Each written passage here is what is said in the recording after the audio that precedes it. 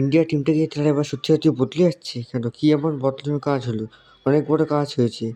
BCCI জানিয়েছে যে তাদের নতুন ব্যাটিং কোচরা খুঁজে পেয়ে গেছে। কে তাহলে নতুন ব্যাটিং কোচ হবে সবই জানবো।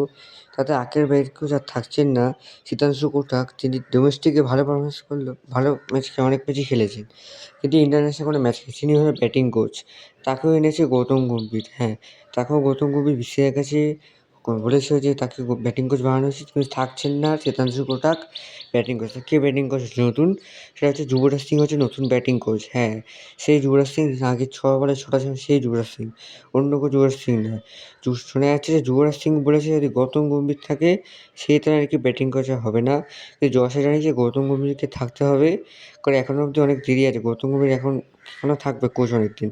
আবার শোনা যাচ্ছে যে যুবরাজ সিং বলছে গৌতম গম্ভীর যদি থাকে সে ব্যাটিং কোচ হবে না, তা যুবরাজ সিং ব্যাটিং কোচ হবে ইন্ডিয়া টিমে? কমেন্টে তাহলে বলে দাও, যুবরাজ সিং ব্যাটিং কোচ হলে ভালো হবে না খারাপ হবে ইন্ডিয়া টিমে?